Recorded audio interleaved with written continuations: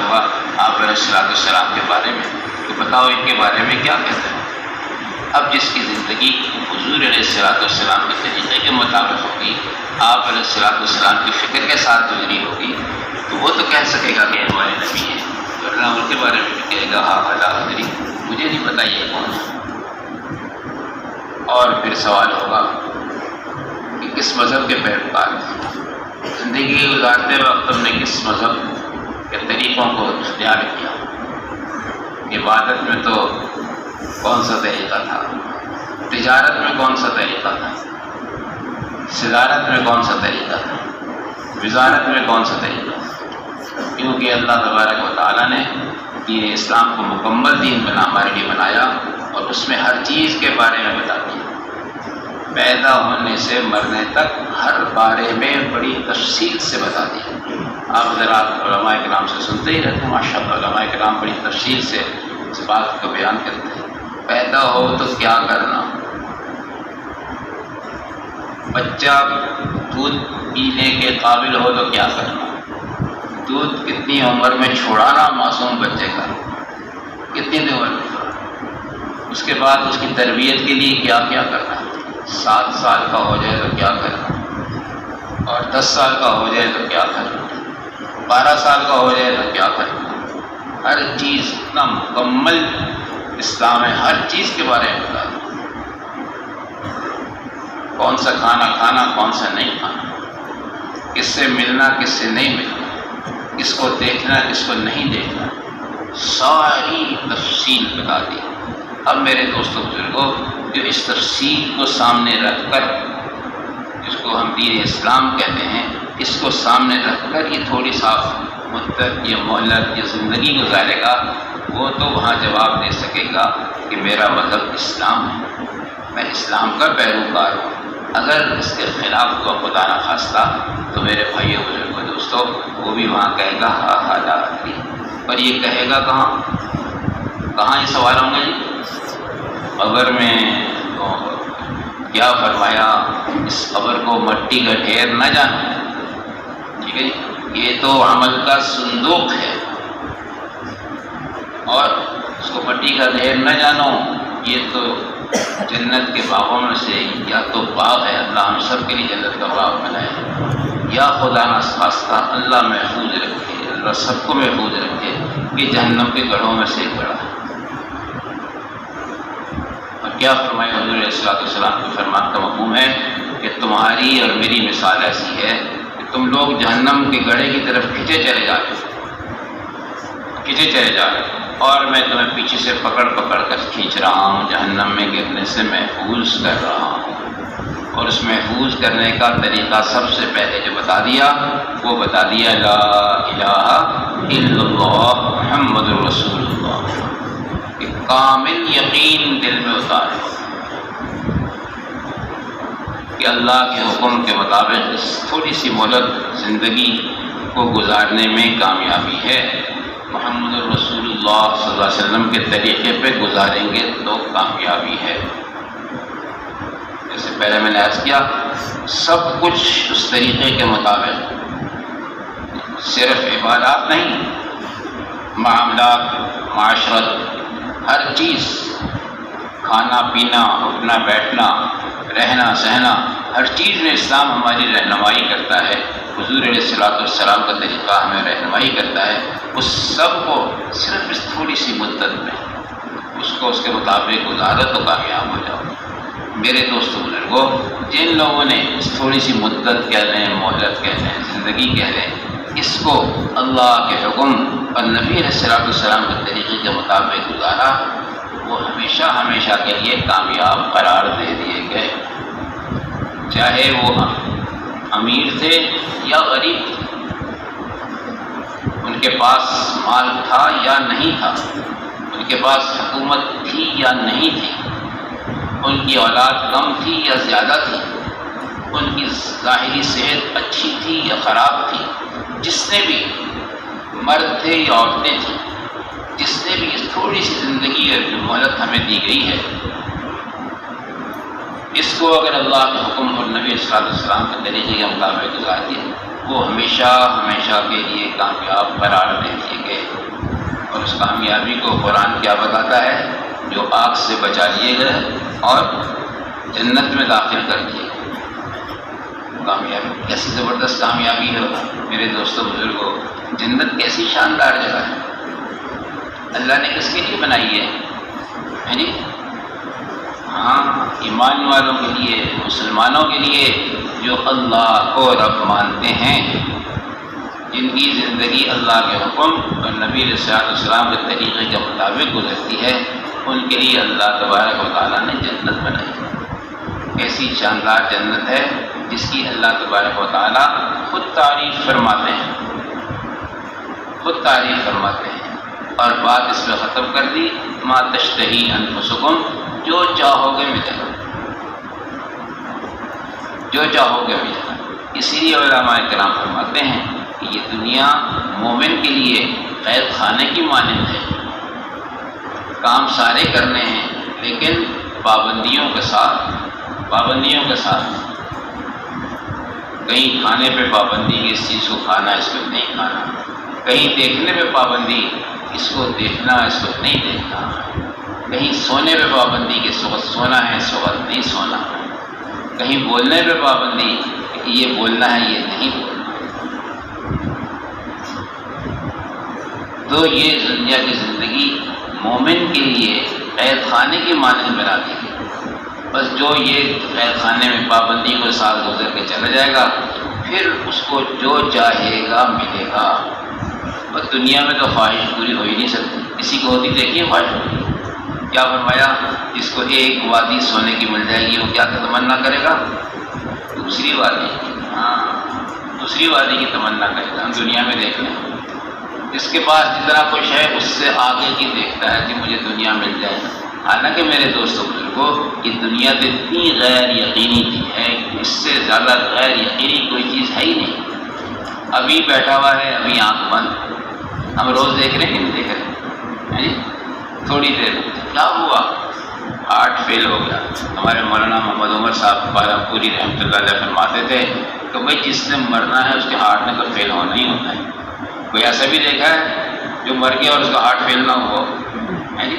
دیکھا ہے ایسا نہیں؟ تو ہارٹ تو فیل ہونا ہے، یہ تو نتیجہ ہے موت کا، اور موت آنی آنی، اس کا کوئی وقت ہمیں پتہ نہیں ہے، اللہ کے علم میں ہے، اور ہم میں سے ہر ایک نے موت کا مزہ چکھنا ہے۔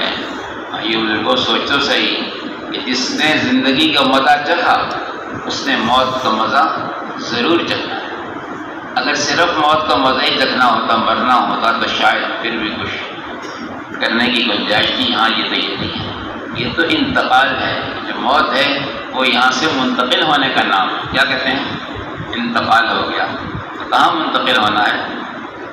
اللہ کے حضور میں، اللہ کے حضور میں۔ اس کے مراحل بتا دیے گئے۔ سب سے پہلا مرحلہ قبر کا ہے۔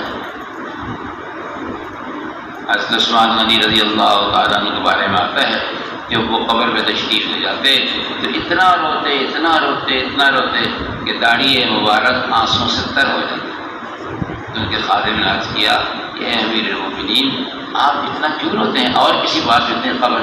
فرمایا جس کا مفہوم ہے کہ قبر آخرت کی منزلوں میں سے سب سے پہلی منزل ہے، اس منزل سے کامیابی سے گزر گیا، اس کی باقی منزلیں بھی اللہ تبارک و تعالیٰ آسان کرتے ہیں۔ ٹھیک ہے؟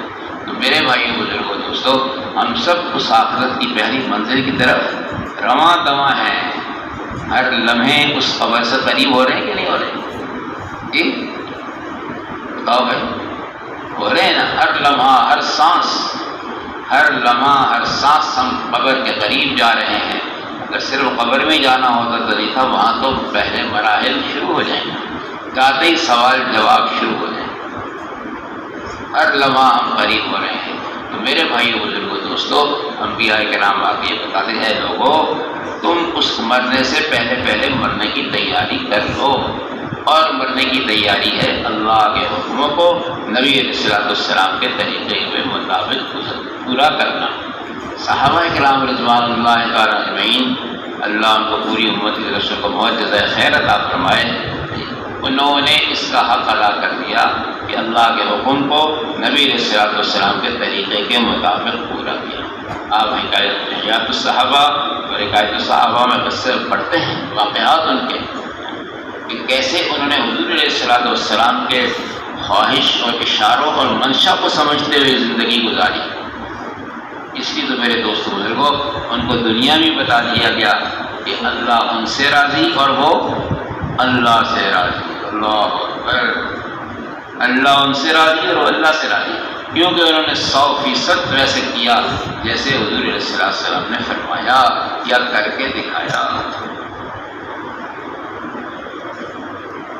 کتنا بڑا ایمانی جذبہ تھا ان کے اندر اللہ کے حکموں کو پورا کرنے کا میرے دوستوں بزرگوں، کہ ذرا سا ایک حکم اللہ کا ملتا تھا اس کو پورا کرنے میں اپنی کامیابی سمجھتے تھے اللہ کا حکم میں نے پورا کیا، نبی علیہ السلام کے طریقے میں پورا کیا، اسی میں میری کامیابی ہے، چاہے اس میں کچھ بھی ہو جائے۔ آپ لوگوں نے وہ قصہ پڑھا ہوگا بار بار، ایک صحابی ہیں، مشرک سے لڑائی جنگ ہے، جنگ میں وہ مشرک ان کے برچھا مارتا ہے، سنا میں نے بس اس پرچے سے ان کا سینہ چاک ہو جاتا ہے، کلیجہ ٹکڑے ٹکڑے ہو جاتا ہے، اور جو ہی ان کو پرچہ لگتا ہے تو وہ کہتے ہیں رب کعبہ کی قسم میں کامیاب ہو گیا، رب کعبہ کی قسم۔ اب مارنے والا پریشان، بھائی میں نے تو اس کا سب کچھ جان لے رہی، اس چیز کے ٹکڑے ٹکڑے کر دیے، ایسے موقع پہ تو آدمی غلط بات نہیں کہہ سکتا، اس نے کیوں کہا کہ میں رب کعبہ کی قسم میں کامیاب ہوں؟ اس نے لوگوں سے پوچھا، لوگوں نے بتایا ان کی جان اللہ کے حکم کو پورا کرتے ہوئے جا رہی تھی، اس لیے کیونکہ کامیابی اللہ کے حکم کو پورا کرنے میں ہے، جان بچنے میں یا لگنے میں نہیں ہے۔ ہاں اگر اللہ کے حکم کو پورا کرتے ہوئے جان لگ گئی تو کامیاب، اور اگر جان بچ گئی تو کامیاب۔ تو میرے دوستوں بزرگوں، ان حضرات کا یقین اتنا کامل درجے کا تھا۔ اب اس میں ہم یہاں جو ہم جمع ہوئے ہیں اس بات کو غور کریں کہ اب ہماری کیا کیفیت؟ اللہ کا اتنا بڑا حکم نماز ہے، کیا فرمایا؟ میرے آنکھوں کی ٹھنڈک نماز ہے، مومن کا معراج نماز ہے۔ سب سے پہلے قیامت کے دن نماز کے بارے میں پوچھا جائے گا۔ اب بھائی بزرگوں دوستوں، غور کرنے کی بات یہ ہے کہ اللہ کا اتنا بڑا حکم ہے اور اس میں کتنی کامیابیاں بتا دیں گے، اور کتنا کتنی اصرار سے اہتمام سے اس کی طرف بلایا جا رہا ہے۔ ہر نماز سے پہلے کتنی دفعہ مؤذن آواز لگاتا ہے، اللہ اکبر اللہ اکبر، اللہ سب سے بڑے ہیں، کہتا ہے نا مؤذن، 4 دفعہ کہتا ہے، 4 دفعہ کہتا ہے اللہ سب سے بڑے ہیں، تاکہ متوجہ ہو جائیں، لوگوں کے دل میں اس بات کا استحضار ہو جائے کہ اس کی طرف سے آواز لگ رہی ہے جو سب سے بڑا ہے۔ اور پھر گواہی دی جاتی ہے، اور پھر حضور علیہ السلام کے بارے میں گواہی دی جاتی ہے، اور اس کے بعد کیا کہا جاتا ہے؟ آؤ نماز کی طرف، آؤ کامیابی کی طرف۔ اعلان کس کی طرف سے ہو رہا ہے؟ اللہ تبارک و تعالیٰ کی طرف سے، لیکن آؤ کامیابی کی طرف۔ میرے دوستوں بزرگوں، ہم میں سے ہر ایک آدمی کامیاب ہونا چاہتا ہے کہ نہیں؟ اب اگر اعلان کرنے والا اعلان کر رہا ہے اللہ کی طرف سے، اس میں کوئی شک شبہ نہیں، کیونکہ حضور علیہ السلام کی طرف سے کہا کروایا جا رہا ہے کہ اللہ سب سے بڑے ہیں، اور آؤ کامیابی کی طرف، آؤ نماز کی طرف۔ اب میرے دوستوں، بات یہ ہے کہ اب ہم میں سے کتنے لوگ نماز کی طرف جاتے ہیں؟ سوچنے کی بات یہ ہے، یہاں مجمع ایک بڑی تعداد میں یا مجمع چند ہزاروں میں جمع ہو جاتا ہے، ہم اس میں بڑے خوش ہو گئے، اب کتنا بڑا مجمع آ گیا نماز کے لیے۔ لیکن میرے بھائیو بزرگوں دوستوں، بات یہ ہے کتنا مجمع نماز کے لیے نہیں آیا، جو رہ گیا، اتنا بڑا مجمع ہے آس پاس۔ کبھی ہم نے یہاں پاکستان میں نہیں دیکھا ہوگا آپ نے کہ کسی بازار میں اذان کا وقت ہوا ہو اور بازار کا رش ختم ہو گیا ہو یا قابل ذکر کم ہو گیا ہو، پتہ چلتا ہے؟ اسی طرح چلتا رہتا ہے۔ حالانکہ کامیابی بتائی جا رہی ہے، آؤ کامیابی کی طرف، آؤ نماز کی طرف، جس کی میں کوئی شک شبہ نہیں ہے، کوئی شک شبہ نہیں، اور کتنا کچھ ملے گا، کتنے فضائل بتا دیے گئے۔ وہ 5 وقت کی نماز کا اہتمام کرے گا، اللہ کو اپنی ذمہ داری پہ جنت میں داخل کریں گے. اس کو 5 انعام دیے جائیں گے، جن میں ایک اہم جو ہے انعام روزی کی تنگی ہٹا دی جائے گی. اس کے لیے ہم سب کی بھاگ دوڑ اسی چکر میں نہیں کہ روزی اچھی مل جائے، کھانا اچھا مل جائے. روزی سے مراد پلنا ہوتا ہے، سب چیزیں ہمیں اچھی مل جائیں. سب کی اور اس کی ذمہ داری کون لے رہا ہے؟ اللہ تبارک و تعالیٰ لے رہے ہیں. اور کس کے ذریعے سے بتایا جا رہا ہے؟ سچوں کے سچے نبی علیہ الصلوۃ والسلام کے ذریعے سے.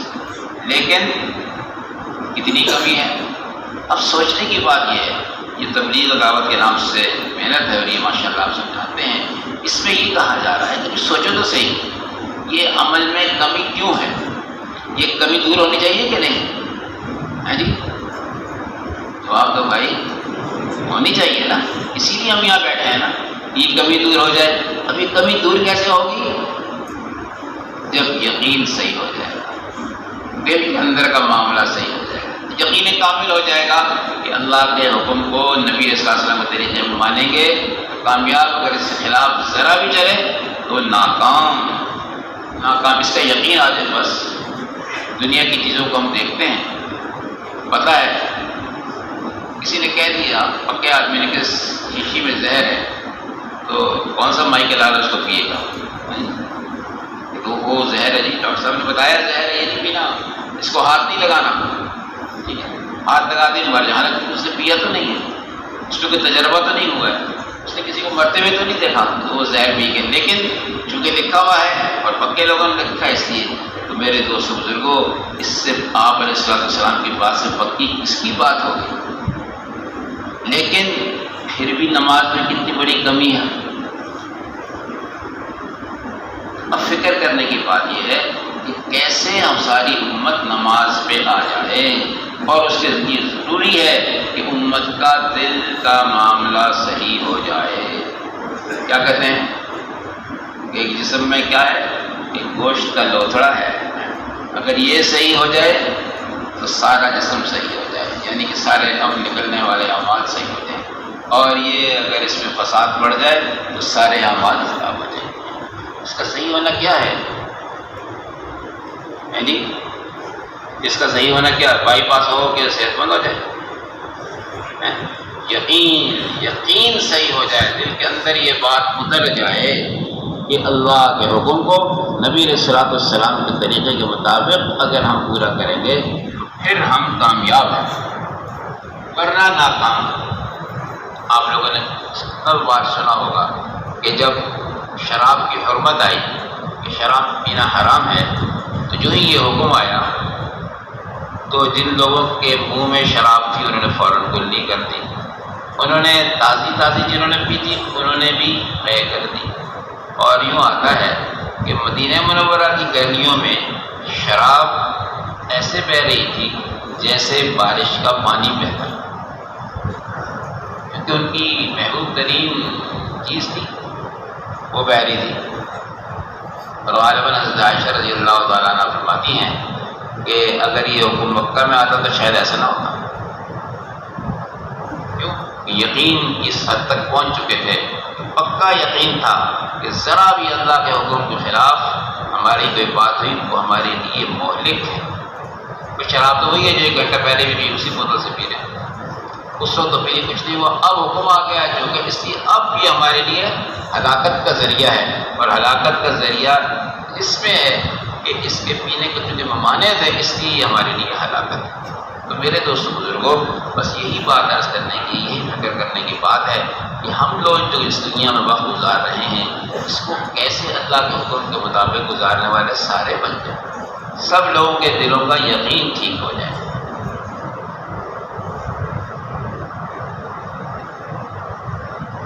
اللہ کی یاد سے جو ہے ہم غافل نہ ہوں. ہر وقت ہمارے دل میں اللہ ہی اللہ ہو. جب بھی کوئی چیز سامنے آئے تو اس پہ دیکھے اللہ کا حکم کیا ہے. اور یہ اسی کے پاس ہو سکتا ہے جو اللہ کا یاد کرتا رہے. اللہ کو یاد کرنا صرف تسبیح لے کے تھوڑی ہے، اس کی ممانعت نہیں کر رہا، اس کی تنقید نہیں کر رہا، لیکن اصل معاملہ تو کس کا ہے؟ دل کا ہے. دل میں اللہ تبارک و تعالیٰ کا دھیان ہو، خیال ہو، اللہ مجھے دیکھ رہے ہیں، اللہ تبارک و تعالیٰ مجھے سن رہے ہیں، دیکھ رہے ہیں، سن رہے ہیں۔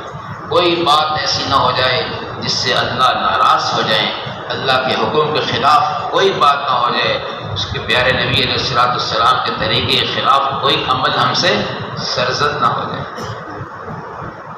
اس کا یقین ہو جائے دل میں۔ اب تو یقین کیسے ہوگا میرے دوست بزرگوں؟ کہتے ہیں کہ دل کا یقین بنانے کے لیے یقین کی محنت ہے۔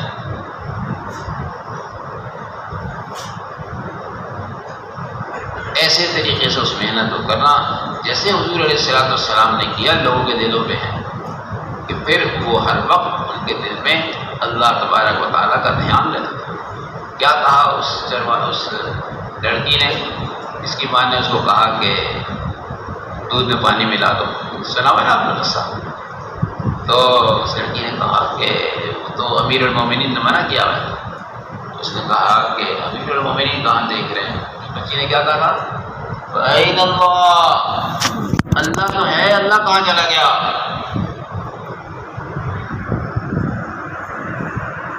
اَیْنَ اللَّهُ، اللہ تو دیکھ رہے ہیں ہر وقت۔ بس میرے دوست بزرگوں، یہ دھیان ہر وقت دل میں آ جائے گا، اللہ ہمارے ساتھ ہیں، اللہ ہمیں دیکھ رہے ہیں، ہر چیز پہ ہماری رہبری رہنمائی فرما رہے ہیں، بس اس لیے اللہ کے حکم کے خلاف کوئی کام نہیں کرنا۔ ہم دنیا میں چھوٹی چھوٹی چیزوں کو دیکھتے ہیں، اس اللہ کے حکم کے مقابلے میں ذکر کرنا فضول ہے، لیکن صرف اس لیے کہ ہم دنیا کی چھوٹی چھوٹی چیزیں دیکھتے ہیں، کہیں جا رہے ہیں کہ اس جگہ کا یہ قانون ہے، نہیں اس راستے کا یہ قانون ہے، اس کی خلاف ورزی نہ ہو جائے، کتنا ڈرتے ہیں؟ ڈرتے نہیں ڈرتے؟ زیادہ تیز جا رہے ہیں فوراً بریک لگا تو خلاف ورزی میں پکڑے نہ جائیں، ہمیں کیا ہوگا؟ پیسے جرمانا ہے۔ لیکن اللہ کا حکم توڑ کے اگر دنیا سے چلے گئے کتنا بڑا نقصان ہے جی؟ اللہ کے دھیان کے بغیر اس دنیا میں زندگی گزارتے تو کتنا بڑا نقصان ہے میرے دوستوں، جب وہ ہمیشہ ہمیشہ کا نقصان ہے۔ اللہ ہمیں محفوظ رکھے، اور اگر اس کے مطابق زندگی گزر گئے تو ہمیشہ ہمیشہ کے مزے ہیں، کبھی نہ ختم ہونے والی زندگی میں مزے ہی مزے ہیں، مزے ہی مزے ہیں۔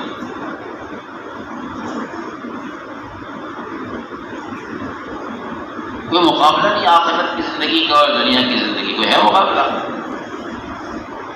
ہے جی؟ کوئی مقابلہ ہے؟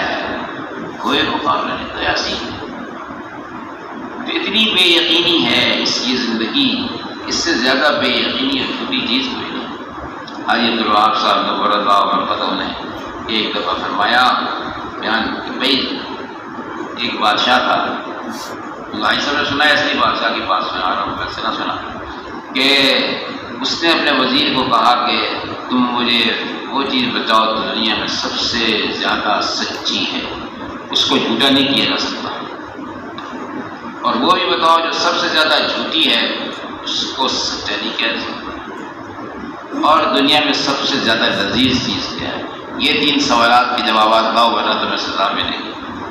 اب وزیر صاحب پھر کے ہو گئے، جس چیز کو دیکھیں کہ یہ سچ ہے اس سچ کو فوراً دوسرے اینگل سے دیکھیں، جھوٹ پیا، ان کو کوئی سمجھ نہیں۔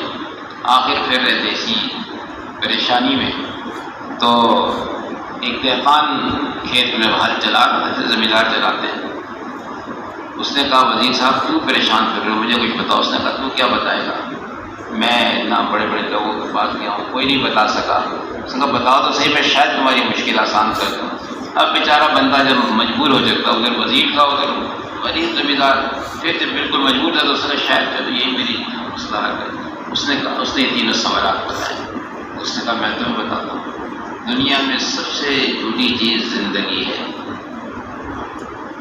ٹھیک ہے، سب سے جھوٹی چیز یہ کہیں کسی کے پاس نہیں رہتی، اور سب سے سچی چیز موت ہے، اس کو کوئی جھوٹا نہیں کر سکتا۔ اب اس کو وزیر صاحب کو سمجھ آ گئی، اس نے جلدی تیسرے سوال کا جواب بتاؤ۔ تو اس نے کہا نہیں، تیسرے سوال کا جواب ابھی نہیں بتاؤں گا، اس میں میری شرط ہے۔ کیا شرط ہے؟ وہ دہقان کے پاس وہ کتا بیٹھا ہوا ڈبے میں لسی اور روٹی کھا رہا تھا، کچھ کھاتا تھا جیسے کتا کھاتا ہے، کچھ کھاتا تھا، کچھ لسی ڈبے میں جاتی تھی، کچھ اس کے پیٹ میں جاتی تھی، پھر ڈبے میں جاتی تھی اس کے منہ سے۔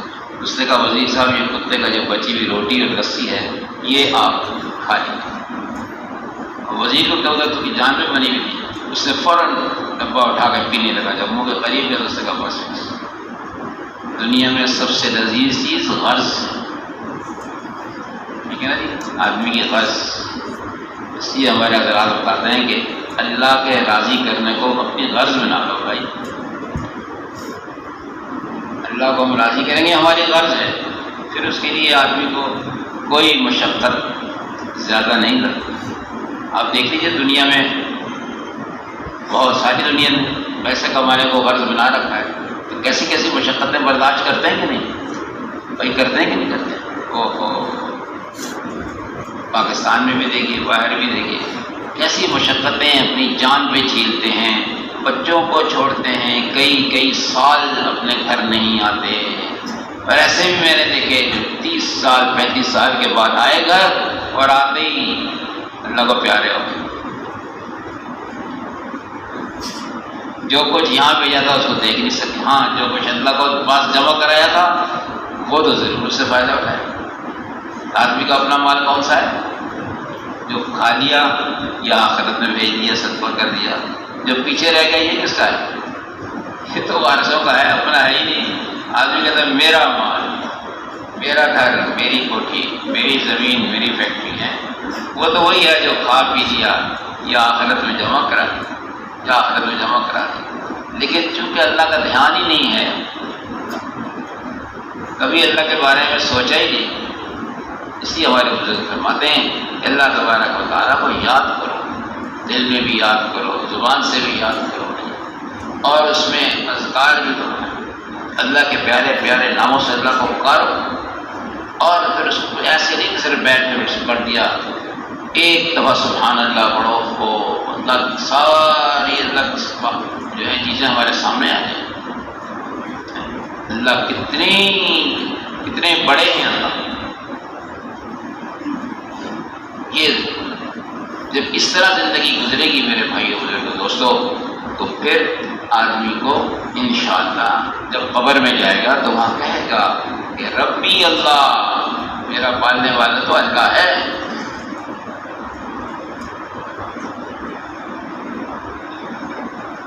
کیونکہ میرے دوستو اسلام ایسا مذہب ہے اس نے کوئی پہلو تشنا نہیں چھوڑا۔ ہر بارے میں سے پہلے میں نے رہنمائی کر دی،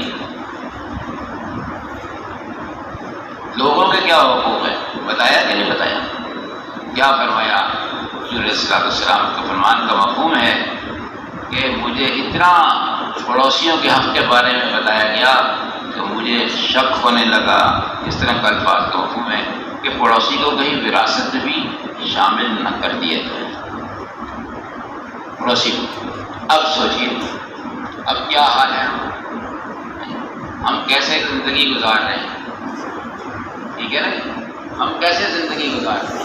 تھوڑی سی زندگی ہے، ہمارے پڑوسیوں سے کیا معاملہ ہے، کیا معاملہ۔ اب اس سب میں جو کمی آتی ہے میرے دوستوں بزرگوں، وہی آ جاتی ہے کہ دل کا یقین کمزور ہے۔ اللہ تبارک و تعالیٰ کی ذات عالی پہ دل کمزوری ہے۔ اب اس کمزوری کو دور کرنا ہے کہ نہیں کرنا؟ ہاں میرے دوست بزرگوں، حضور علیہ السلام لوگوں کا یقین صحیح ہو جائے، اس کے لیے کتنی کوشش فرمائی۔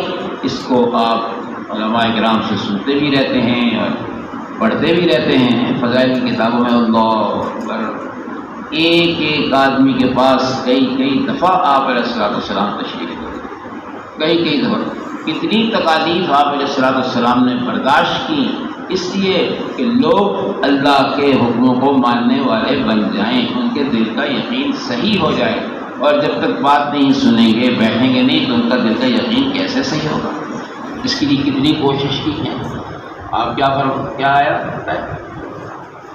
کہ ایک آدمی کے پاس کئی دفعہ تشریف لے گئے اور کہاں گئے، اس کے لیے کیسی سختیاں برداشت کی، کیسی صحابہ کرام نے اور آپ علیہ السلام نے کیسی سختی، کہیں بائی کاٹ کتنے سال تک کھا دی ہو، جی شیبہ بن ابی طالب نے 3 سال بائیکاٹ ساری قوم کا، ہاں جی، ایسا پتے کھا کھا کے گزارا کرتے رہے، پتوں پہ جو رات کو اوس پڑ جاتی تھی اس کو چوس کے گزارا کرتے تھے۔ کون ہے؟ سید الانبیاء صلی اللہ علیہ وسلم ہے، وجہ کائنات ہے، جن کے لیے ساری دنیا بنائی گئی، وہ ایسی مشہور کیا کرتے ہیں؟ طائف میں کیا ہوا؟ طائف میں کیوں تشریف لے گئے تھے آپ صلی اللہ علیہ وسلم؟ کوئی اپنی ذاتی حکومت کے لیے گئے تھے؟ صرف اس لیے گئے کہ وہاں کے لوگ اللہ کو مان لیں، جیسے کہ اس کے ماننے کا حق ہے، ان کے دلوں میں اللہ کے احکام زندہ پورے کرنے کا جذبہ پیدا ہو جائے، جس کو ایمان کہا جاتا ہے۔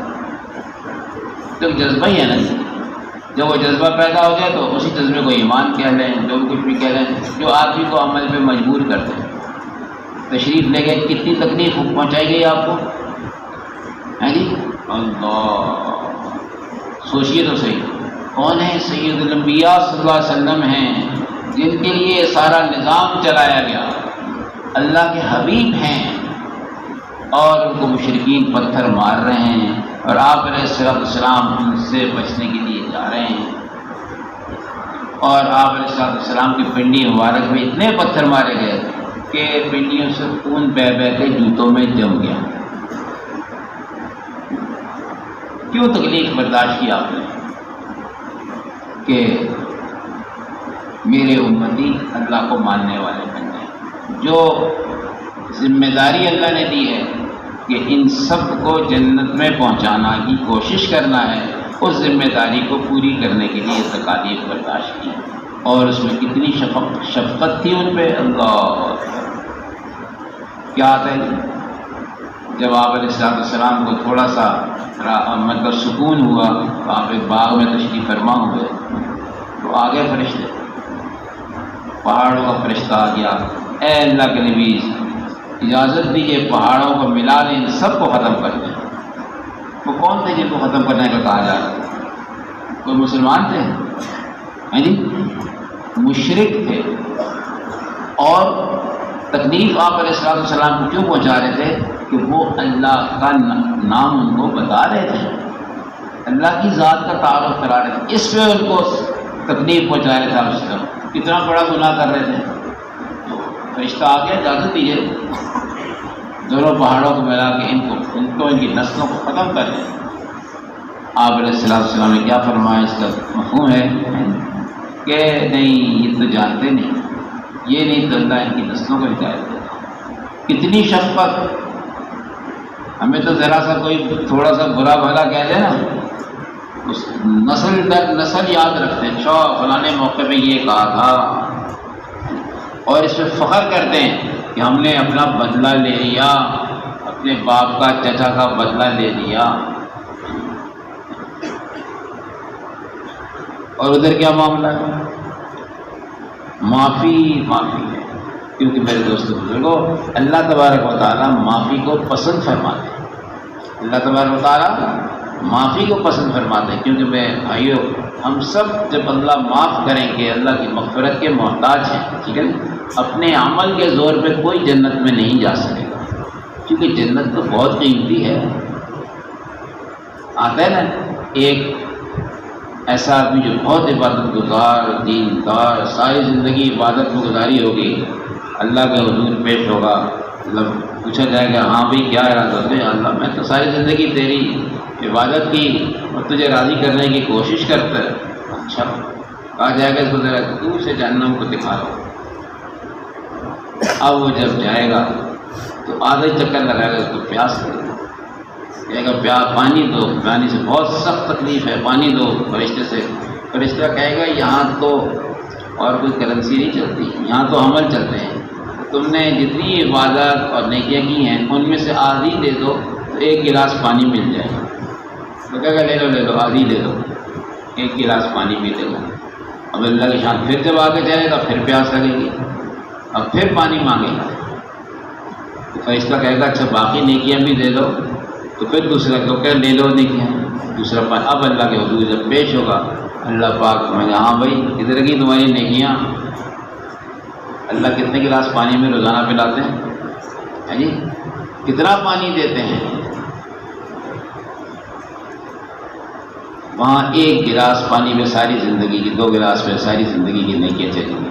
تو میرے دوستوں بزرگوں، بس ہمارے ذمے تو یہ ہے کہ ہم اپنے سے اللہ تبارک و تعالیٰ کو راضی کرنے کی کوشش کرتے رہیں۔ ہم تو بڑے کمزور ہیں، ٹھیک ہے نا جی، بہت کمزور ہیں، لیکن ذمہ داری ہماری ہے کہ ہم اللہ کو راضی کریں اور حضور علیہ الصلوۃ والسلام کے طریقے پہ زندگی گزارنے کی کوشش کریں۔ اس کے لیے ہمارے ذمے حضور علیہ الصلوۃ والسلام کی ختم نبوت کے صدقے میں یہ کام ہمارے ذمے ہے کہ ساری دنیا کے انسانوں کو جنت میں پہنچانے کی کوشش کرنا۔ کیوں ہے جی یہ کام ہمارے ذمے؟ ہاں جی، کیوں ہے یہ کام ہمارے ذمے؟ دعوت و تبلیغ کا۔ ہاں، حضور علیہ الصلوۃ والسلام کی ختم نبوت کے صدقے میں آپ آخری نبی ہیں۔ آپ علیہ الصلوۃ والسلام کے بعد کوئی نبی نہیں آئے گا۔ اگر کوئی دعویٰ کرتا ہے تو کیا ہے وہ؟ جھوٹا کذاب ہے۔ آپ علیہ السلام کے بعد کسی نبی نے آنا نہیں۔ اب یہ کام لوگوں کو اللہ کی طرف بلانا اور ان کو جنت میں لے جانے کی کوشش کرنا، میرے بھائیوں بزرگوں دوستو، حضور علیہ السلام کی ختم نبوت کے صدقے میں آپ کی امت کے ذمے آ گیا۔ اسی لیے تو اس امت کو کیا کہا گیا؟ خیر الامم، ساری امتوں کی سردار، جنت میں سب سے پہلے جانے والی۔ کیا فضیلت ہے؟ کوئی ہماری شکلیں زیادہ خوبصورت ہیں یا ہمارے قد لمبے ہیں؟ نہیں، ہماری تو عمریں بھی چھوٹی چھوٹی، قد بھی چھوٹے چھوٹے ہیں، اور لیکن فضیلت یہ ہے کہ یہ اس امت کے ذمے وہ کام ہے جو فضیلت والا کام ہے۔ ایک ایک آدمی کی فکر کرنا ہم میں سے ہر ایک کے ذمے ہے کہ نہیں بھائی؟ ہیں جی، اسی لیے یہاں جمع ہوئے نا۔ یہاں جمع ہونے کا مقصد ہمارا یہی ہے کہ ہمارے ذمے حضور علیہ الصلوۃ والسلام کی ختم نبوت کے صدقے میں جو کام ہے اس پہ ہم اپنی جتنی ہمیں استعداد ہے وہ اس پہ خرچ کر دیں، ہمیں خرچ کر دیں، امت کا درد ہمارے اندر پیدا ہو جائے۔ میرے بھائیوں بزرگوں دوستو، دیکھو تو صحیح، کتنی مخلوق ہے جو بغیر کلمے کے روزانہ اس دنیا سے جا رہی ہے۔ اب اس کو کلمہ پڑھانا، اس کو جنت میں لے کے جانا کس کے ذمے ہے؟ میرے ذمے ہے، میرے آپ کے ذمے ہے۔ کوئی آدمی کفر کی حالت میں نہ مرے۔ ہمارے حاجی عبدالوہاب صاحب نور اللہ وبرکاتہ فرماتے تھے کہ سوچو تو صحیح، جو آدمی بغیر ایمان اور عمل کے اس دنیا سے چلا گیا، جاتے ہی اس پہ کتنے اژدہے مسلط ہو جائیں گے، کتنے اژدہے مسلط ہو جائیں گے۔ ایک اژدہا جب اس کو ڈنک مارے گا تو 70 ہاتھ زمین میں دھنس جائے گا، 70 ہاتھ زمین میں دھنس جائے گا۔ اور ٹھیک اس کا جو بغیر ایمان اور عمل کا جائے۔ اس لیے تو میرے دوستوں بزرگوں، حضور علیہ الصلوۃ والسلام اور صحابہ کرام نے ہر وقت اسی تگ و دو میں رہتے تھے کہ لوگ جہنم سے بچ کے جنت میں جانے والے بن جائیں۔ اس کے لیے کتنی محنت کی آپ حضرات کے سامنے ہیں۔ ایک موقع پر حضور علیہ الصلوۃ والسلام ایک غزوے کے موقع پر ایک ان کے صحابی اپنی سواری سے گرے۔ آپ صلی اللہ علیہ وسلم نے فرمایا، جس کا مفہوم ہے، دیکھو بھوک نے تمہارے بھائی کی جان لے لی۔ تو صحابہ کرام نے جا کے دیکھا تو اللہ کو پیارے ہو چکے تھے۔ عرض کیا، یا رسول اللہ علیہ وسلم، کیا آپ کو پتہ تھا کہ یہ بھوکے ہیں؟ آپ علیہ السلام نے فرمایا، جس کا مفہوم ہے کہ نہیں، میں نے دیکھا کہ جو ہی اس کی روح نکلی، جنت کی حور جنت کا کھانا لے کے اس کے پیچھے بھاگی۔ ایسی مشقت سے زندگی گزاری۔ حالانکہ کیا ہے، ایک موقع پہ ایک صحابی نے بھوک کا عرض کیا اور اپنے پیٹ سے پیٹ دکھایا، کپڑا اٹھا گیا تو ایک پتھر پھنسا ہوا تھا پیٹ کے اوپر۔ تو آپ علیہ السلام نے اپنے بدن مبارک پہ سے کرتا مبارک کو اٹھایا تو کتنے پتھر تھے؟ 2۔ بھائیو سوچو تو صحیح، اور تو کرو، کتنا ضروری کام ہے کہ بھوک کی حالت میں بھی کرنا ہے ضروری کہ نہیں؟ کیوں؟ ساری دنیا کی انسانوں کی زندگی ہمیشہ ہمیشہ کی زندگیوں کا سوال ہے، ہمیشہ ہمیشہ۔ ہدایت اللہ نے اپنے ہاتھ میں رکھی ہے، لیکن جد و جہد اور کوشش کس کے ذمہ ہے؟ ہمارے ذمہ۔ نتیجے کے ہم مکلف نہیں ہیں، لیکن میرے دوستوں بزرگوں، اللہ تبارک و تعالیٰ دل کے حال کو جانتے ہیں نا، اس کے دل میں کیا ہے، اس کی دل میں کیا ہے، کس جذبے سے چل رہا ہے۔ زبانی کہہ رہا ہے، یہ دل کے اندر یہ بات ہے کہ ساری دنیا کو جنت میں لے کے جانا ہے۔ میرے بھائی بزرگوں دوستو، صحابہ اکرام نے اس کے لیے کیسی کیسی مشقتیں برداشت کی، آپ سب کے سامنے ان دو واقعات سے عرض کریں۔ اس سے بھی زیادہ کتنی مشقتیں، اور جذبہ کتنا زبردست تھا، اللہ اکبر۔ میرے دوستوں بزرگوں، ان کے تو سامنے تھا نا یقین۔ صحابہ اکرام کہتے ہیں نا کہ ہم نے نبی علیہ الصلوۃ والسلام سے آخرت جنت کی باتیں اتنی سنی کہ اگر جنت ہمارے ایک ہاتھ پہ لا کر رکھ دی جائے اور جہنم دوسرے ہاتھ پہ، تو ہمارے یقین میں کوئی کمی یا زیادتی نہیں ہوگی۔ اس قدر ماحول میں رہ گئے، اس قدر ماحول میں رہ، جیسے کہ ہم دنیا کی چیزیں سن کر ہمارے کتنا یقین بنا ہوا ہے۔ 500 کا نوٹ ہمارے ہاتھ میں رکھ دو، وہ بھی ہمارے کو اتنی قیمت کا ہے، اگر نظر نہ آئے تو صرف زبان سے کہہ دو 500 کا نوٹ، تو ہمیں اس کو پتہ ہے کیا قیمت ہے کہ نہیں پتہ، کیونکہ ہم اسی کی بات کو سنتے ہیں، اسی بات کو بولتے ہیں۔ تو صحابہ کرام کی حضور علیہ الصلوۃ والسلام نے ہر موقع پہ اس کی تربیت فرمائی، ہر موقع پہ ان کو متوجہ کیا کہ نہیں، اصل آخرت ہے۔ کیا فرمایا؟ جب وہ صحابی نے عرض کی ایک جنگ کے موقع پہ غزوہ، یا رسول اللہ صلی اللہ علیہ وسلم، مجھے آج اس غزوے مال غنیمت میں دیتا رہا، اپنی ضرورت کا دیتا رہا، دوسرا بیچتا رہا، مجھے اتنا نفع ہوا کہ شاید کسی کو نہ ہوا ہو۔ کتنا اوقیہ چاندی تھی؟ 300 اوقیہ چاندی بچی، 300 اوقیہ چاندی۔ آپ علیہ الصلوۃ والسلام نے فرمایا، اس کا مفہوم ہے کہ میں کیا تمہیں اس سے بھی زیادہ نفع کی چیز نہ بتاؤں؟ صحابی ہاں ضرور بتائیں۔ اب ان کے ذہن میں شاید کوئی بتائیں کہ فلانی چیز لے لو، فلانی چیز بھیج دو۔ آپ علیہ السلام نے فرمایا، جس کا مفہوم ہے کہ فرض نماز کے بعد 2 رکعت نفل، کیونکہ میرے دوستوں بزرگوں، دنیا کے جتنے بھی سونا چاندی کما لیا یہ تو چلا جائے گا، اور نفل ہمیشہ ہمیشہ باقی رہیں گے کہ نہیں؟ اس کا تو اس وقت پتہ چلے گا جب ایک نیکی کے لیے آدمی محتاج ہے، ایک نیکی کے۔ کیا آیا؟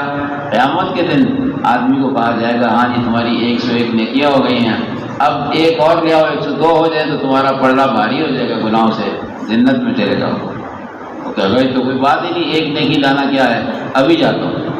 آتا ہے کہ اپنے سب سے پہلے جس کو بھائی کے پاس جائے گا کہ بھائی ایک نیکی دے دو، ماں کے پاس جائے گا، والد کے پاس، سب کے پاس جائے گا، بیوی کے پاس کہ ایک مجھے نیکی دے دو۔ وہ کہیں گے نا تو نفسی کا عالم ہے، پتہ نہیں ہمیں کتنی ضرورت پڑ جائے، تو کوئی ایک نیکی بھی نہیں دے گا۔ لیکن یہاں اللہ کتنے کریم ہیں، چونکہ زندگی بہت تھوڑی سی دی ہے نا، ضروریات بہت ہیں آخرت کی، تو کیا کہا گیا؟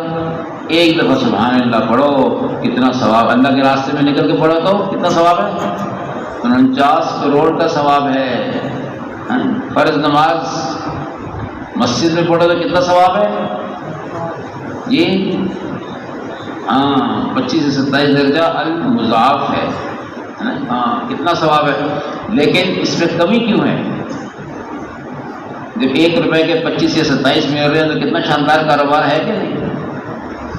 25 درجہ ثواب ملتا ہے، لیکن چونکہ میرے دوست بزرگوں ہمارے گھروں میں اس کا ذکر نہیں ہے، اور اس کے بارے میں ہم سوچتے بھی نہیں، بولتے بھی نہیں، سنتے بھی نہیں، اس لیے اس کا خیال ہی نہیں، اور جب جس چیز کا ذکر نہ ہو، مذاکرہ نہ ہو، وہ اس کا دل سے خیال نکل جاتا ہے۔ اس لیے فرمایا کہ ہمارے گھروں کا ماحول ہو ایسا، ہم ہر وقت آخرت کے بارے میں سوچیں۔ میرے دوستوں بزرگوں، آدمی اسی کے بارے میں سوچتا ہے نا جو اس کو پیش آنے والا ہے، تو ہمیں پیش آنے والا کیا ہے؟ آخرت پیش آنے والی ہے۔ کسی بھی لمحے یہ واقعہ پیش آنے والا ہے کہ ہم اگر قبر مل گئی تو قبروں کے اندر ہوں گے، ورنہ اس دنیا سے تو آنکھیں بند ہو جائیں گی، ٹھیک ہے؟ اور وہاں جاتے ہی حساب کتاب کا معاملہ پیش آنے والا ہے، جاتے ہی حساب کتاب ہوگا سب بس۔ اور جیسے میں نے پہلے عرض کیا، حساب کتاب شروع ہی ہوگا دل کے یقین سے۔ کیا دل میں یقین ہے؟ اور میرے دوستوں دیکھو یہ یقین، ہر چیز کا یقین اور اس کی شکل اس پہ محنت کرنے سے بنتی ہے۔ کہتے ہیں آدمی دنیا میں چیزوں پہ محنت کرتا ہے، ایک تو اس سے وہ چیز بنتی ہے اور دوسرا اس چیز سے فائدہ کا یقین دل کے اندر بن جاتا ہے۔ ایسا ہی ہے نہیں؟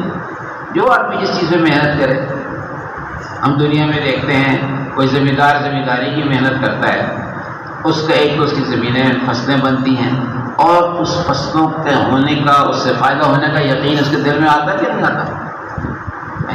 جی اس سے میری یہ فصل ہوگی، اتنے دانے ملیں گے، یہ ہے۔ اور وہ یقین اتنا پکا ہوتا ہے کہ اگر ایک آدھ دفعہ 2-4 دفعہ اس کی فصل نہ ہو اور اس کو کوئی کہے کہ تم فصل لگاتے ہو، ہوتی نہیں، کیوں لگاتے ہو؟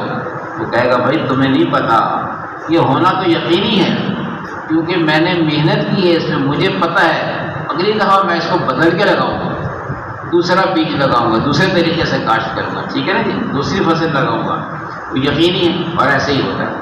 تو میرے دوستوں بزرگوں، جس چیز پہ محنت کی جاتی ہے اس کے فائدے نقصان دل کے اندر اتر جاتے ہیں۔ اس وقت جو ہماری کمی ہے، ہماری دین کو ہم نے سیکھا ہی نہیں، اس پہ ہماری جان مال وقت لگا ہی نہیں۔ بہت بڑے ہم جو 30 مارخان تبلیغ میں چلنے والے، وہ جی ہم تو سالانہ 4 مہینے لگا لیتے ہیں، 8 مہینے کہاں لگاتے ہیں؟ یہ تو بتاؤ۔ جو دین ہمیں یہاں بھی کام آئے گا، قبر میں بھی کام آئے گا، حشر میں بھی کام آئے گا، پولیس رات میں بھی کام آئے گا، اس کے لیے تو لگا رہے ہیں 4 مہینے سالانہ، اور جو کچھ بھی پتہ نہیں کب ختم ہو جائے اس پہ 8 مہینے اس پہ خرچ کرتے ہیں۔ یہ تو بہت کی بات ہے جو بہت 30 مارخان ہے۔ تو میرے دوستوں بزرگوں، اس سوچنے کی بات کہ ہم کس رخ پہ جا رہے ہیں، تو اس کے لیے دین کو سیکھنا ضروری ہے کہ نہیں؟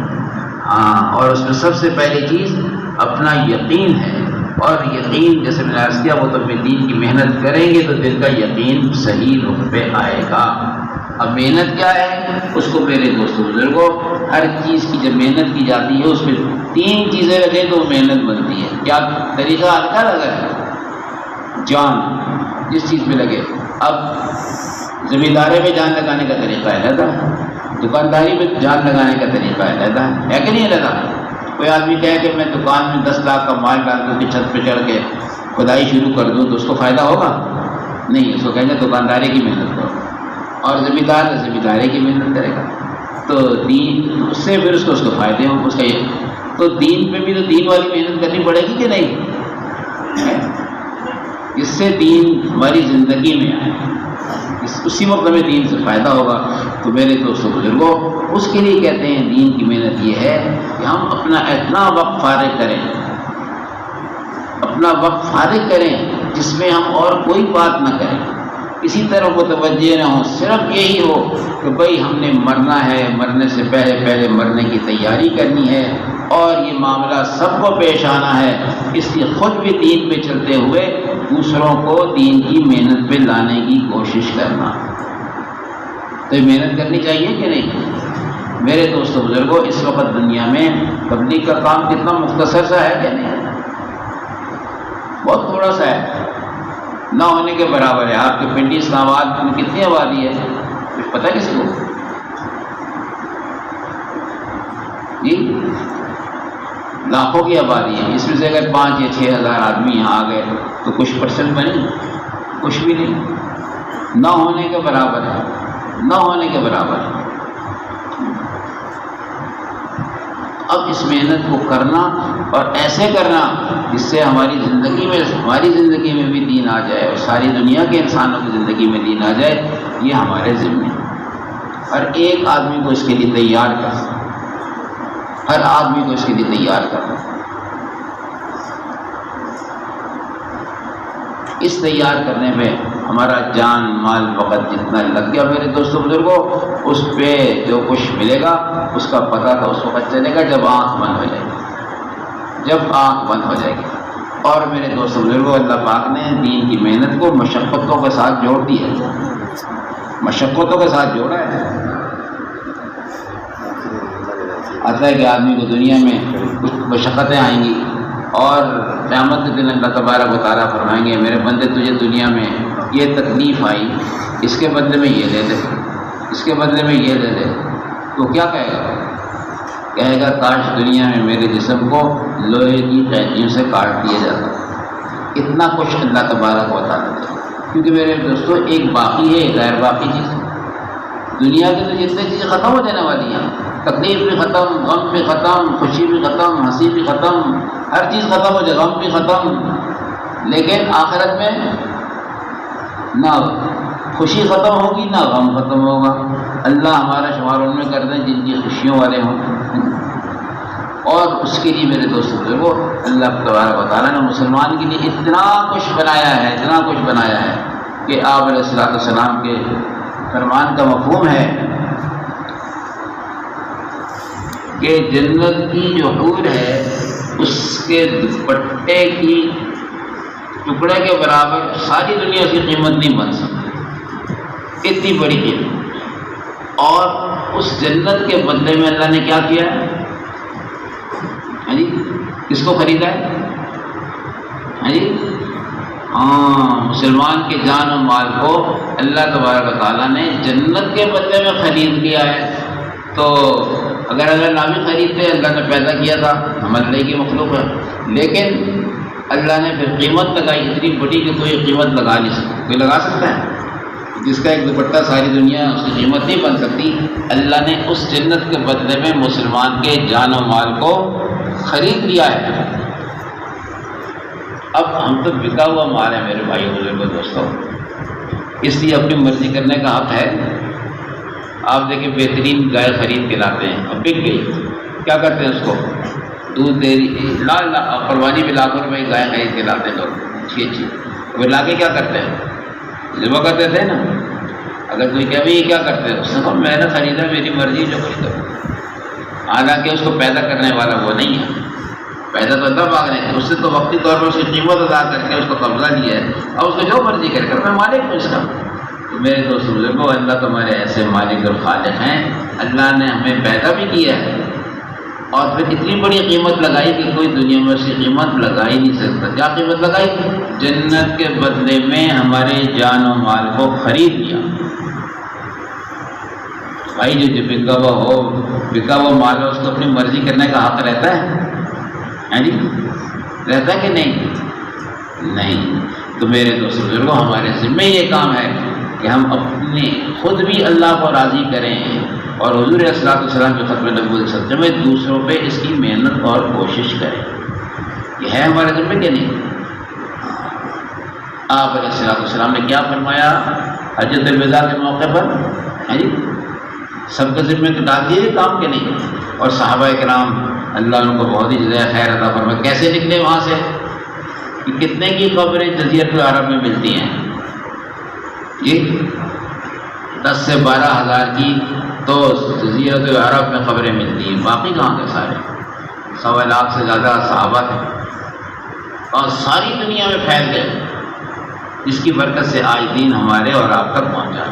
اب میرے دوست بزرگوں، اس دین کو اسی صحیح حالت میں آگے تک پہنچانا کس کے ذمہ ہے؟ ہمارے ذمہ ہے نا۔ ہاں، ہمارے حاجی عبدالوہاب صاحب نور اللہ وبرکاتہ فرماتے تھے کہ دیکھو یہ کام ہمارے ذمہ تھا حضور صلی اللہ علیہ وسلم کے ختم نبوت سلسلے میں، لیکن ہم نے اس کو نہیں کیا۔ تو سب سے پہلے تو اس پہ اللہ سے معافی مانگو، توبہ کرو کہ اللہ ہم نے بہت بڑا گناہ کیا، ہمارے ذمہ تھا تیری مخلوق کو جنت کی طرف لے جانا آپ کے نبی صلی اللہ علیہ وسلم ختم نبوت کے سلسلے میں، لیکن ہم نے اس کو پہچانے کی کوشش نہیں کی۔ ہم اپنے بال بچوں میں، اپنے گھر بار میں، اپنی نوکریوں میں، اپنی تجارت میں لگے رہے۔ اے اللہ اس گناہ کو آپ معاف کر دیجیے۔ سب نے توبہ کر لی کہ نہیں؟ ایسا فرماتے ہیں دیکھو یہ معاملہ اللہ تبارک و تعالیٰ سے ہے اور دلوں کا معاملہ ہے، یہ کوئی کسی آدمی کو زبان کا نہیں، دل سے توبہ کر لو۔ اے اللہ آپ ہمیں معاف کر دیجئے، ہم آئندہ یہ غلطی نہیں کریں گے، ہم اس گناہ سے تائب ہوتے ہیں جو ہم نے غلطی کی، یعنی کہ تیری مخلوق کو تیرے سے طرف لے کے نہیں گئے، ان پہ وہ محنت نہیں کی۔ اے اللہ اس گناہ کو ہم معاف کر دیں۔ تو کہتے ہیں التائب من الذنب کمن لا ذنب لہ، کسی گناہ سے توبہ کرنے والا ایسا ہے کہ اس نے وہ گناہ کیا ہی۔ اللہ تو کتنے کریم ہیں، اللہ تو بخشنے والے ہیں۔ میرے دوستوں بزرگوں، کیا کہتے ہیں اللہ میاں بہانہ بھی جو ہے بہت زیادہ نہیں مانگتے تو بہانہ چاہتے ہیں مغفرت کرنے کا بہانہ چاہتے ہیں. تو میرے دوستوں بزرگوں ابھی موقع ہے، ابھی سب سے پہلے تو ہم توبہ کریں کہ اے اللہ ہم توبہ کرتے ہیں، آج کے بعد ہم پہلے درجے میں اس دین کے کام کو رکھیں گے، اور جو ہم نے پہلے کمی کی اس پہ ہم آپ سے معافی مانگتے ہیں، آپ ہمیں معاف کر دیں. تو سب نے توبہ کر دی کہ نہیں کر دی؟ میرے دوستوں بزرگوں، ہم تو اس وقت ایسی غفلت میں پڑ گئے، اس وقت ہم کن چیزوں کو پورا کرنے میں لگے ہیں؟ جی خواہشات کو، ضروریات کو نہیں. حضرت الوہاب صاحب نور اللہ مرقدون جب موقع پہ فرمایا کہ میں نے مولانا یوسف صاحب رحمۃ اللہ علیہ سے پوچھا کہ آپ چاہتے کیا ہیں ہمارے ساتھیوں سے؟ انہوں نے فرمایا کہ میں یہ چاہتا ہوں کہ اللہ کے نام پہ جان دینے والے بن جاؤ. تو حاجی صاحب نے فرمایا حضرت یہ تو بڑا مشکل کام ہے.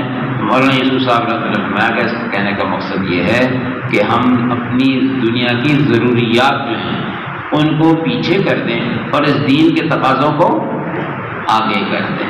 پہلے دین کے تقاضوں کو پورا کریں پھر اپنی ضروریات کو. تو میرے بھائیوں بزرگوں دوستوں، اب دیکھیے ہم ضروریات کو پورا کرنے میں لگے ہیں یا خواہشات کو؟ اتنی ضرورت کا کھانا جس کے کھانا کھانے سے ہمیں نقصان ہوگا، ضرر پہنچے گا، وہ تو ضرورت ہے نا، ضرورت ضرر سے ہے نا. اور کپڑا جو جس کے کم ہونے سے ضرر پہنچے وہ تو ضرورت ہے، اس سے زائد خواہش. اتنا گھر اس سے کم ہوگا تو ضرر پہنچے گا، وہ تو ضرورت کا ہے، اور اس سے زائد خواہش ہے. تو مسلمان کی خواہش کہاں پوری ہوگی؟ جنت میں. یہاں تو پوری نہیں ہوگی. بس اپنی جو ضروریات ہیں ان کو پیچھے کر دیں، اس دین کے تقاضوں کو آگے کر دیں. تو اس کی سب نے نیت کر دی کہ نہیں دی؟ آئندہ ہم جب بھی دین کا تقاضا آئے گا اس کے لیے ہم اپنے آپ کو پیش کر دیں گے، اور ساری دنیا ہماری ذمہ داری میں ہے. کیوں کہ حضور علیہ الصلوۃ والسلام کے ختم نبوت کے صدقے میں ساری دنیا ہمارے ذمے ہے. اس لیے مرتے دم تک ساری دنیا کے آخری کونے تک دین کو پہنچانا ہماری ذمہ داری ہے. اس ذمہ داری کو جو قبول کر لے گا میرے دوستوں بزرگوں، اس کا کیا فرمایا؟ آخری بات پہ بات ختم کرتا ہوں. حاجی صاحب رحمۃ اللہ نے بڑی عجیب مثال دی. فرمانے لگے دیکھو ڈپٹی کمشنر کیا ہوتا ہے؟ وہ ضلع کا ذمہ داری قبول کرتا ہے نا، حلف اٹھاتا ہے جو کچھ بھی میں ضلع کا ذمہ دار ہوں، ذمہ داری قبول کی. تو اس کے بعد کے اثرات کہاں تک جاتی ہیں؟ ضلع میں ہیں. وہ جو کچھ بھی حکم جاری کرتا ہے اس کے اپنے ضلع کے لیے ہوتا ہے. باہر کے ضلع کے لیے کہے گا تو دوسرے کہیں گے نہیں آپ یہاں، آپ کے ڈی سی صاحب کے یہاں اختیارات نہیں ہیں، آپ بول کے وہیں اپنے ضلع تک ہیں. اور گورنر صاحب کتنی جگہ کے ذمہ دار ہوتے ہیں؟ صوبے کا. انہوں نے ذمہ داری صوبے کی اٹھا رکھی ہے. ان کی بات کے اثرات اور ان کا نفع نقصان صوبے کی حد تک ہے. اگر صحیح کام کریں گے تو اس کا نفع، اور غلط کام کریں گے تو اس کا نقصان اس صوبے کی حد تک ہے. اپنے صوبے سے باہر ان کی نہیں چلتی. اور صدر صاحب انہوں نے کہاں کی ذمہ داری قبول کی ہے؟ پورے ملک کی، ریاست کی ہوئی. تو ان کے بعد کے اثرات بھی اور ان کا جو بھی وہ کریں گے اس کے اثرات ملک پہ. ٹھیک ہے. اور ہمارے ذمہ کیا ہے؟ ساری دنیا کے سارے انسان، قیامت تک کے آنے والے انسانوں کی ذمہ داری میری اور آپ کی ہے. اور ہے کیوں؟ حضور علیہ الصلوۃ والسلام کے ختم نبوت کے صدقے میں ہمارے ذمے ہے. تو آپ جب کوئی عمل کریں گے، کوئی دعا کریں گے تو اس کا اثرات کہاں پڑیں گے؟ ساری دنیا میں پڑیں گے. اور اس کے اجر کیسے ملے گا؟ ساری دنیا کا اجر ملے گا. ایک نہیں، کسی کروڑوں دیں، یہ تو اربوں کا نفع وہ ہے. ایک مفتی صاحب رحمۃ اللہ نے فرمایا کہ ان سے کسی نے پوچھا، تبلیغ والے کہتے ہیں کہ ایک نماز پڑھو گے 49 کروڑ نمازوں کا ثواب ملے گا. انہوں نے فرمایا تبلیغ والوں کو تو پتہ ہی نہیں ہے، یہاں تو کروڑوں سے زیادہ ملے گا اور اللہ خود ملیں گے. ٹھیک ہے. تو میرے بھائی بزرگ دوستو، آپ سب، ہماری سب کی جو پہلے زندگی گزر گئی جس میں ہم حضور صلی اللہ علیہ وسلم کے ختم نبوت کے صدقے میں جو کام ہمارے ذمہ تھا اس کو جو نہ کر سکے اس پہ توبہ کر لی سب نے، ہاں جی، کر لو بھائی، دل کے اندر توبہ کر لو، معاملہ اللہ میاں سے جو ہی نیت کی اللہ معاف کر رہے ہیں، ہم توبہ کر رہے ہیں، آئندہ غلطی نہیں کریں گے، تو پچھلے گناہ معاف ہو گئے، ایسا ہو گیا جیسے گناہ کیا ہی نہیں۔